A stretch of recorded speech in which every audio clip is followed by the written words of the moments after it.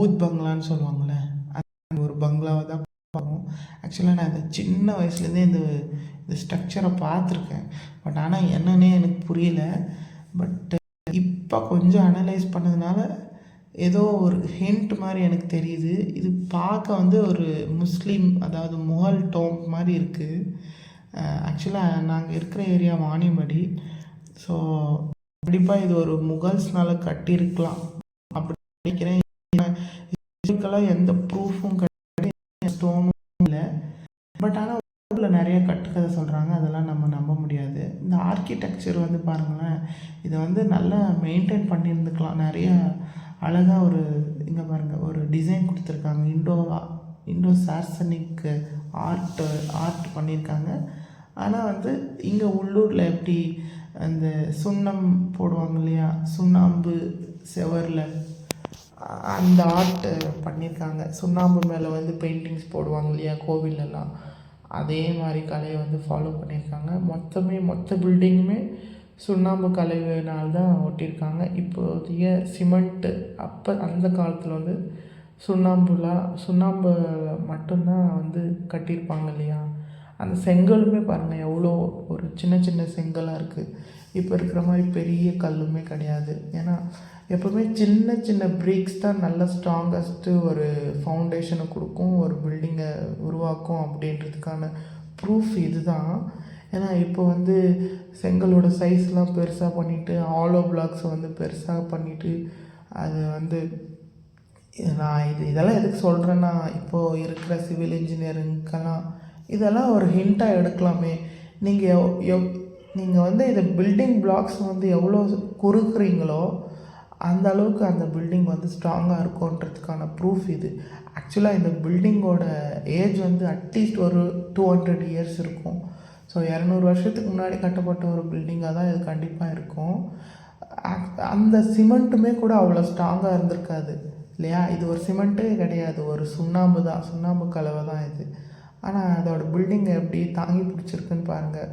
So அவங்க என்ன formula use பண்ணியிருப்பாங்க, அவங்க எந்த மாதிரி டெக்னிக்கெல்லாம் யூஸ் பண்ணி அதை ஜாயின் பண்ணியிருப்பாங்க, அந்த சின்ன கல்லெல்லாம். நான் இது உள்ளே கொண்டு போய் காட்டுறேன் இந்த வீடியோவை, நீங்கள் பாருங்கள். ரூஃபில் எப்படி செட் பண்ணியிருக்காங்கன்னு பாருங்கள். எல்லாமே பேக்டு தான். அந்த ஸ்டோன்ஸ் ஆகட்டும், அந்த ரூஃப் மெட்டீரியல் ஆகட்டும், எல்லாமே பேக்டு மெட்டீரியல் தான். ஸோ எந்த அளவுக்கு ஒரு டெக்னிக் அந்த காலத்தில் அவங்க யோசித்து செட் பண்ணியிருப்பாங்கன்னு பாருங்கள். ஸோ இந்த டாம்பெல்லாம் பாருங்களேன். இது நான் ஏன் டாம்புன்னு சொல்கிறேன்னா, இது ஒரு இஸ்லாமிக், அதாவது அது முகல் டைமில் இந்தியாவில் ஆரம்பித்த இண்டோ சார்சனிக் ஆர்ட்னால் ஒன்றும் கிடையாது. ஒரு ஈரானியன் ஒரு இந்தியன் கல்ச்சரை வந்து ஆர்கிடெக்சர் ஃப்யூஷன் பண்ணது வடிவம் தான் இது. ஸோ இதெல்லாம் நீங்கள் எல்லா வீட்லேயும் பார்த்துருப்பீங்க. இந்த வாசக்கால் வந்து இப்போ யூஸ் பண்ணுறவங்க வந்து செட் பண்ணியிருக்கலாம், எனக்கு பழையது கிடையாது. இங்கே பாருங்கள், நான் சொன்னேன் இல்லையா, அந்த ரூஃபை பாருங்கள். 2 கம்பி வச்சுருக்காங்க. அது கம்பி சாதாரணமான கம்பி இல்லை, தண்டவாளத்தில் இருக்கிற கம்பியை கொண்டு வந்து பொருத்தி, அதுதான் மெயின் ரூஃப். அந்த ரூஃப் பேலன்ஸே அதுதான். அந்த நடுவிலலாம் பாருங்கள் ஒரு இது உட்டன் ரூஃப் பேலன்ஸிங்கும், அதுக்கு மேலே ஓடு வச்சுருக்காங்க. நான் சொன்னேன் இல்லையா, எல்லாமே பேக்டு தான். எல்லாமே சுட்ட களிமண்ணால் செய்யப்பட்ட செங்கல்களும் ஓடுகளாலும் இந்த கோட்டை சின்ன கோட்டைன்னு வச்சுக்கோங்களேன், சின்ன கோட்டை. ஏன்னா இது கோட்டைன்னு சொல்லவும் வாய்ப்பில்லை. ஏன்னா எல்லா பக்கமே இது வச்சுருக்காங்க, வென்டிலேஷன் வச்சுருக்காங்க. உள்ளூர் கதைப்படி என்னென்னா, இது ஒரு பூத் பங்களா.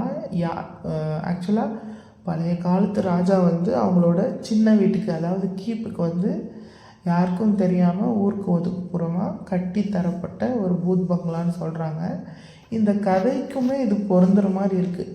ஏன்னா இப்போ ஒரு கோட்டைன்னா ரொம்ப மிகப்பெரிய அளவில் தான் கட்டியிருப்பாங்க ராஜாக்கள், சின்ன அளவில் கட்டியிருக்க மாட்டாங்க. ஆனால் இவங்க சொல்கிற கதையை லிங்க் பண்ணி பார்த்தோன்னா இது கண்டிப்பாக பொருந்துது.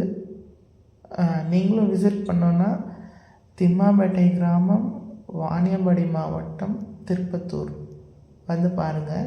பாய்.